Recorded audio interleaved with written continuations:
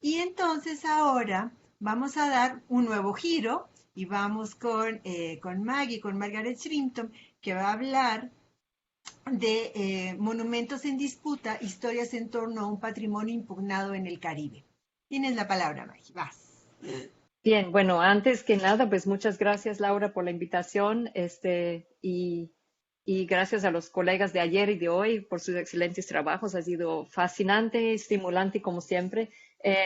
Yo sí, como decía Carlos, yo estaba listo para subirme en el avión esta vez también, pero hace mucha falta.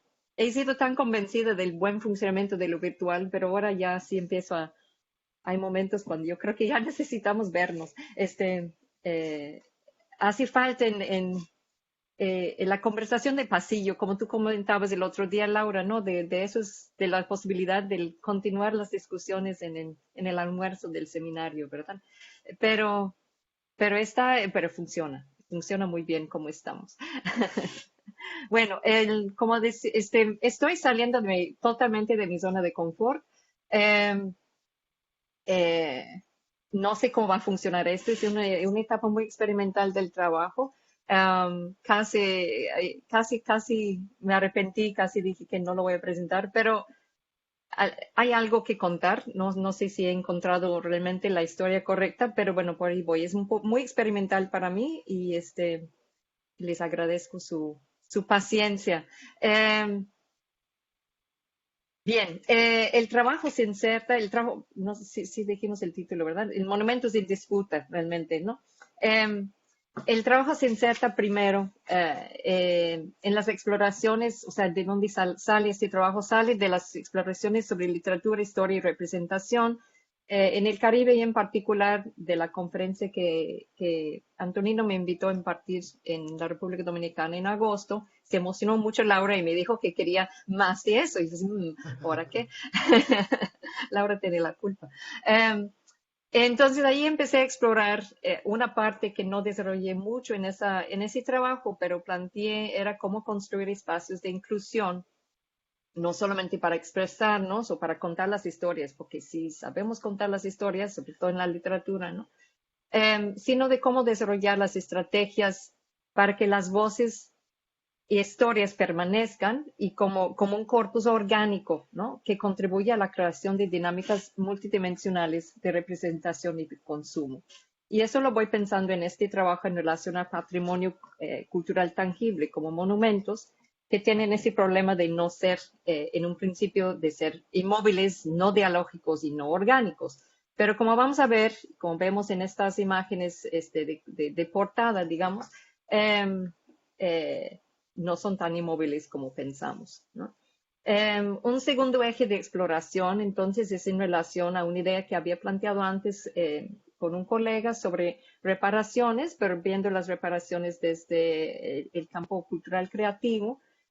Y quiero darle un giro no tanto a las reparaciones, pero la contribución del arte a la justicia reparativa, que creo que es en la dirección que van muchas de las protestas o la impugnación de los monumentos y los sitios históricos que estamos viendo en años recientes.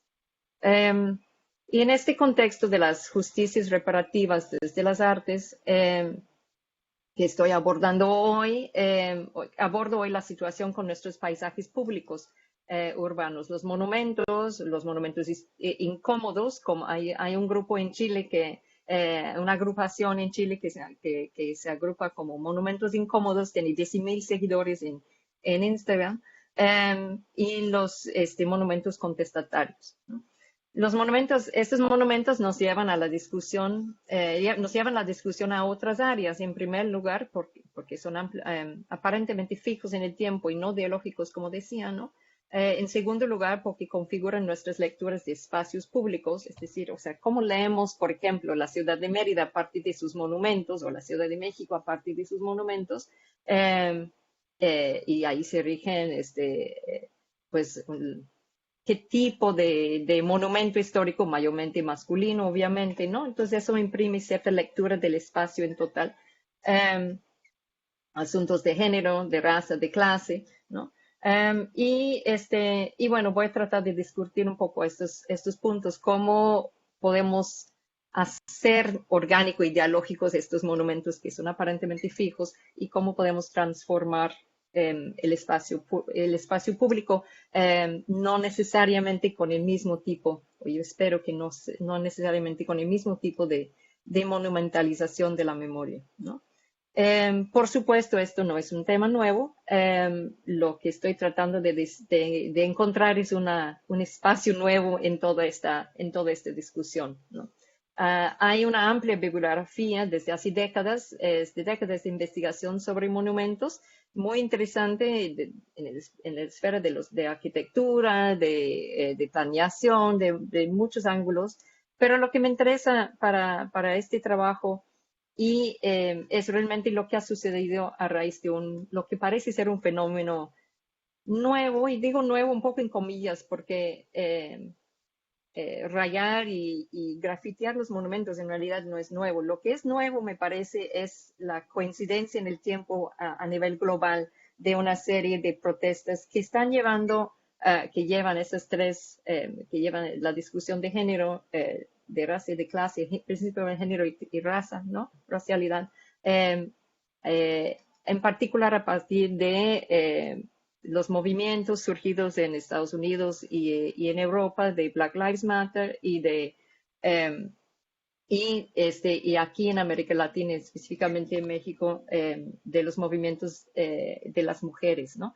Entonces, ya es rapidísimo cómo estas discusiones entran a los espacios académicos. Hay muchísimo material fascinante que ha surgido en los últimos 2, 3 años, desde el 18-19, sobre todos esos procesos, ¿no?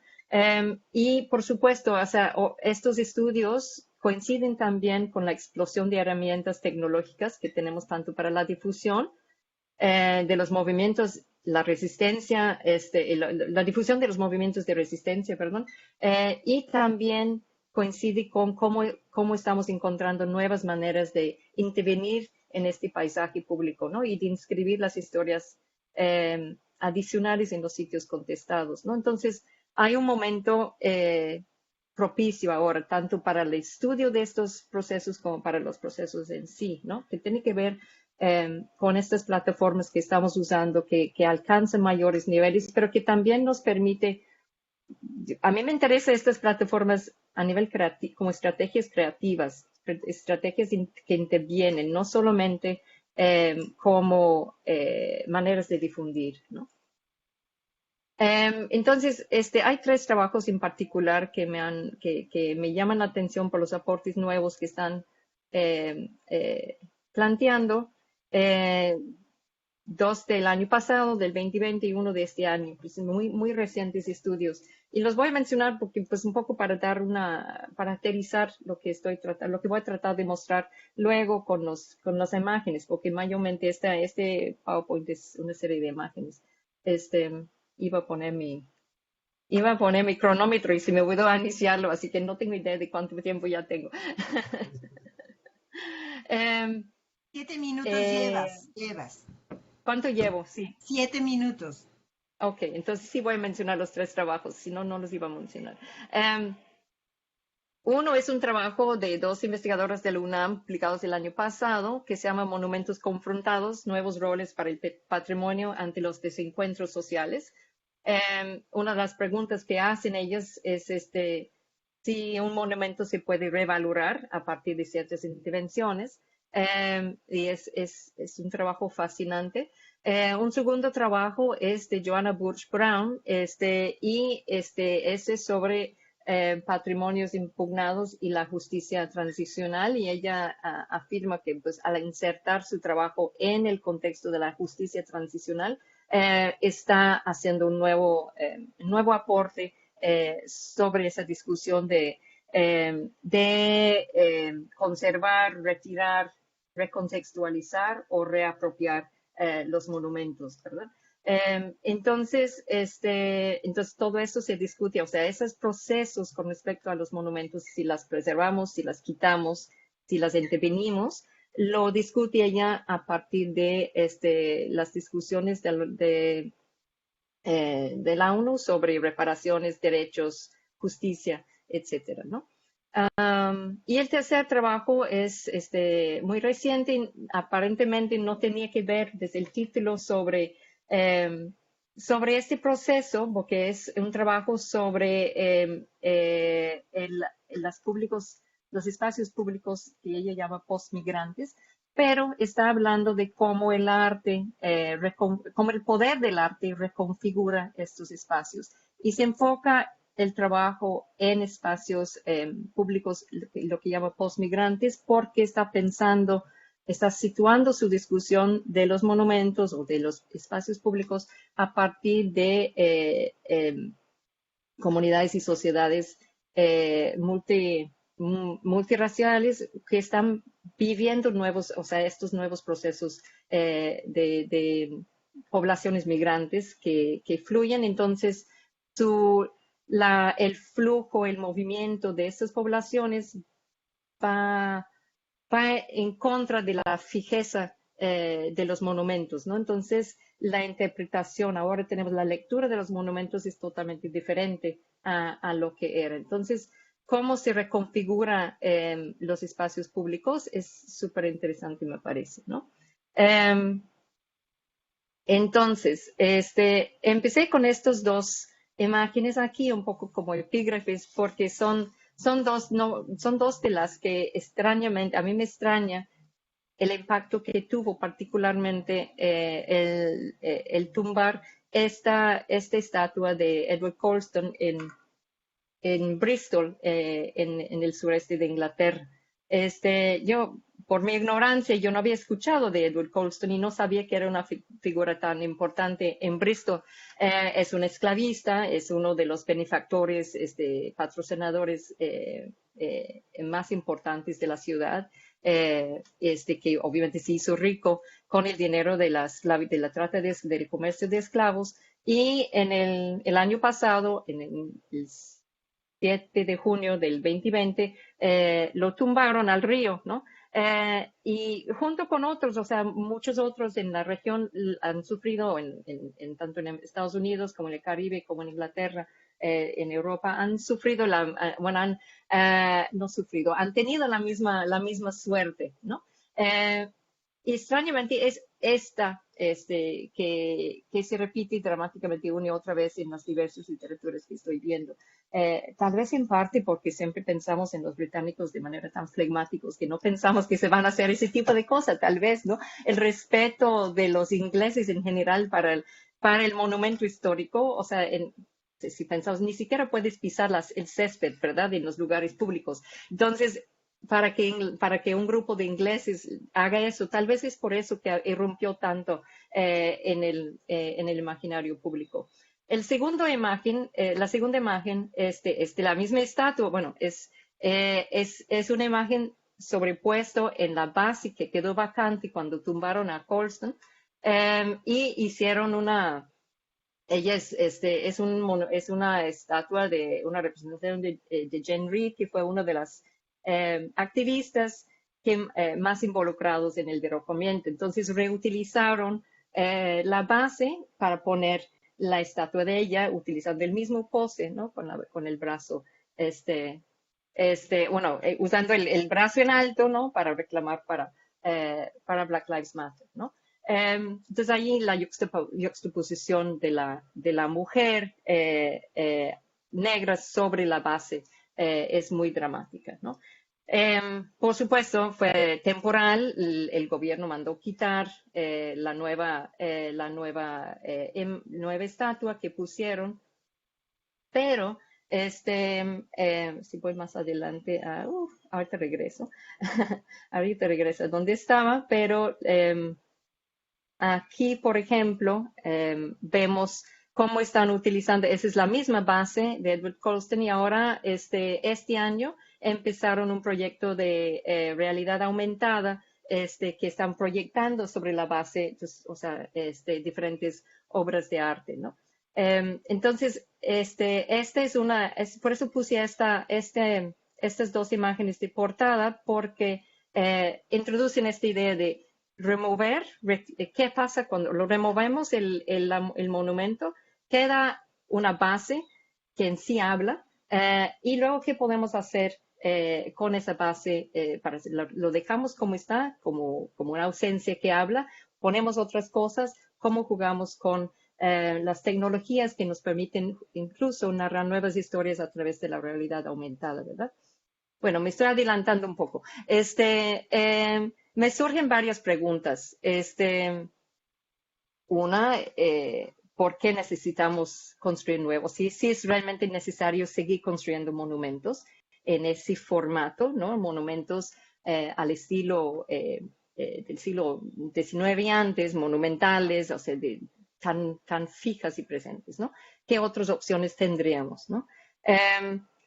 ¿Qué podemos hacer para dar sentido para hoy y para mañana a los monumentos históricos? ¿Qué podemos hacer para que fluya su significado, que sea capaz de dialogar con nuevos tiempos y sociedades, no fijarlo en uno, ni la nuestra, ni la de mañana, ni el pasado? Y en ese sentido, ¿cómo podemos también usar tecnologías como la realidad aumentada, por ejemplo, o como la tecnología de las QRs, por un lado, o laboratorios artísticos performativos para inscribir los procesos reparativos en el paisaje urbano? No solamente tenemos, o sea, aquí estoy fijando en paisajes urbanos, pero no tendría que ser solamente urbanos. Si quedamos con algún tipo de monumento, ¿qué monumento queremos? Cuando se hace esa pregunta en varios de los estudios, como a nivel de trabajo de campo, muchas personas responden y dicen, bueno, yo necesito este trabajo, yo necesito condiciones de derechos humanos y derechos para vivir, ¿no? Necesito justicia, necesito igualdad, no necesito un monumento, ¿no? Por eso pregunto cuál es la relevancia hoy de la construcción de monumentos, ¿no? ¿Cuáles otros procesos de monumentalización o memorialización, de inscripción en nuestra historia tenemos o queremos, ¿no? ¿Cómo podemos, qué tipo de, memorialización en el sentido de construir tal vez sitios de memoria, sitios de organización social donde nos reunimos? Por ejemplo, siempre se reúne en el Ángel o en Mérida, se reúne en el Monumento de la Bandera. O sea, son puntos de reunión, aun cuando no siempre estamos pensando en su significado como histórico, ¿no? Y qué otros, cómo podemos fomentar o crear nuevos espacios sin hacer monumentos fijos, ¿no? ¿Cuáles otras historias podemos proyectar sobre nuestros monumentos históricos? Aquí, por ejemplo, estoy pensando en el lapso de tiempo que hay frecuentemente entre el personaje que se queda monumentalizado, el tiempo en que se construye su estatua, y toda la historia, además que involucra las personas que patrocinan o comisionan, quiénes son los que comisionan las estatuas, su historia. No siempre es el monumento el único memorializado, ¿no? En el caso del monumento de Kafi, por ejemplo, en Guyana, parte de la importancia de ese monumento es el artista que fue comisionado para hacerlo, porque fue un acto de inclusión, pedirle a él, a Philip Moore, que hiciera ese monumento, ¿no? Entonces, ahí hay una doble historia para comenzar, no solamente lo que él materializó, sino que fuese él también el invitado a hacer el monumento, ¿no? Y bueno, ¿qué historias narran las ausencias? ¿Qué pasa cuando no está el monumento, ¿no? Hay muchos ejemplos hoy de los monumentos, lo vemos en el DF, también muchos monumentos que están siendo retirados, ¿no? El monumento se lleva al museo, que eso lo consagra en otro espacio que no necesariamente resuelve el problema que tenía cuando estaba puesto, ¿verdad? Pero ¿qué hacemos con los espacios vacíos? ¿Cómo hacemos que sigan narrando sus historias, ¿no? Entonces, más o menos por ahí estoy con mis preguntas. Como les decía al principio, no tengo todavía muy claro las respuestas, pero hay un par de direcciones que me interesan perseguir. Y uno es profundizar en la historia de los monumentos en sí. Por ejemplo, ahorita más adelante tengo la historia de Felipe Carrillo Puerto en Mérida, por ejemplo, ¿no? Eh, la historia de este monumento es fascinante en tres fases y originalmente este monumento no tenía absolutamente nada que ver con él, ¿no? Iba a ser de Nachicocom. Ahorita regreso a eso, ¿no? Y la otra dirección que quería ir, o sea, un lado es profundizar en las historias de cada uno, porque creo que nos da, nos permite narrar otras historias alrededor de estos monumentos históricos y encontrar otra manera de dialogar con ellos y hacer que no sean tan fijos y tan rígidos, ¿no? Y la otra idea es que vemos aquí de este lado, que es quiero dar seguimiento a algunos proyectos, entre ellos Miranfu. Lo voy a abrir acá para que ustedes vean, espero. Lo que están haciendo, que están trabajando ellos, laboratorios y talleres con niños, por ejemplo, en comunidades migrantes, hay una comunidad paracaidista en las orillas de Mérida que están trabajando con los niños a través de cuentos para que ellos están trabajando con los conceptos del UNESCO para los derechos de los niños, ¿no? Entonces están incorporando estas discusiones al taller de cuentos para que los niños y niñas puedan encontrar estas expresiones para hacerse consciente de sus derechos y así de esta manera llegar a hacer esta justicia reparadora de alguna manera a través del arte, ¿no? Como ven, esa es su página de Wix, que no creo que no la están usando mucho. Ellos más bien trabajan de manera presencial, pero sí usan las plataformas y las redes para difusión. Y aquí pues hacen interactivo esta página, ¿no? Que está fascinante. Otra idea es el uso de los QRs. Eso no lo voy eso no sé si puedo dar mucho seguimiento porque tenía un vínculo familiar que pues sería un poco nepotista, ¿no? Trabajar con eso.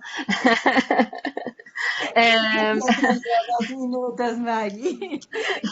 Pero aprovechando del trabajo de mi hija, aquí está utilizando los QRs para trabajar de manera interactiva con la idea del cuerpo y tomar conciencia de los cuerpos, y nos hizo un experimento fabuloso. Este QR lo tengo pegado en mi puerta en la oficina y funciona, te lleva, si lo utilizas, pegas tu cel, te lleva a un viaje virtual fascinante. Entonces, eso... En las preguntas nos vas a dejar hacerlo. No sé si va a funcionar a partir de aquí, no sé si funcionaría. No sé, realmente yo no sé cómo funcionan los QRs a través de diferentes plataformas. Se me hace que tiene que ser directo, ¿no? Pero, a ver, intenta, a ver si funciona. Y hay otras plataformas artísticas, ¿no? Como Fresh Milk de Barbados, que tiene un subtítulo muy relevante que se llama Critical Creative y Fresh, ¿no? O sea, crítica creativa y innovadora, ¿no? Y ellos hacen trabajos a través de arte, instalaciones, intervenciones interactivos, transatlánticos, fascinantes, ¿no? Bien, entonces quería mostrarles algunos, si todavía tengo tiempo. Tengo tiempo. Vas en 22, 2 minutos más, ¿qué te parece?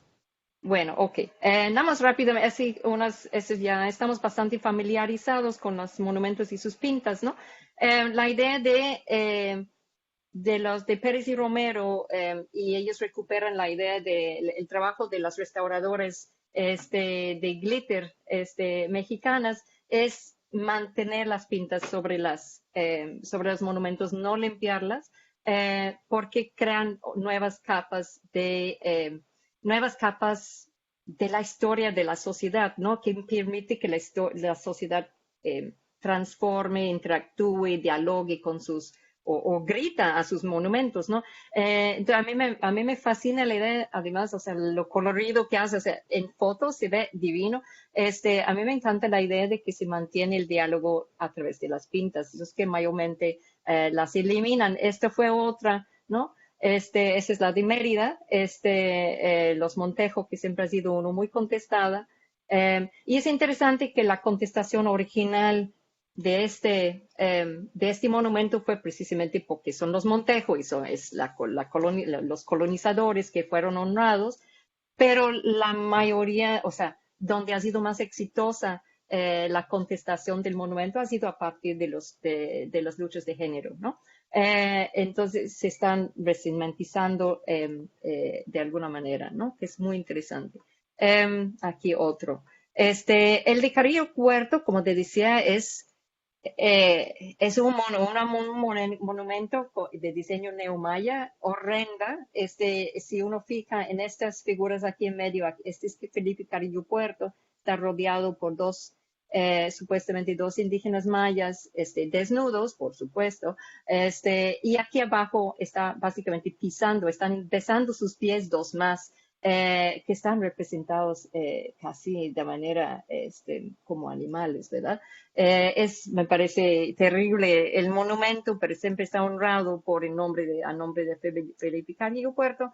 Pero es interesante, ¿verdad? En el contexto de quienes están representados aquí, que primero, al principio iba a ser un monumento a Nachicopón, el rebelde maya. No se logró. Y después decidieron, después del asesinato de Carrillo Puerto, iban a hacer el monumento en otro lugar. No lo hicieron y finalmente decidieron aprovechar la base que ya habían empezado a hacer, y lo hicieron en el 26, ¿no? Entonces ahí hay como una historia accidentada del monumento de Felipe Carrillo Puerto, ¿verdad? Que uno piensa, bueno, ¿qué tanto tiene que ver en realidad con él, ¿no? Y bueno, pues aquí algunas de las cosas que han hecho interviniendo los monumentos, en el caso de Bristol, y ese que ya les había qué podemos hacer con memoria, ¿cómo se llama eso? Realidad aumentada. Eh, Aquí ese es cuando tumbaron a Nelson en Barbados, todavía no lo han hecho en Londres.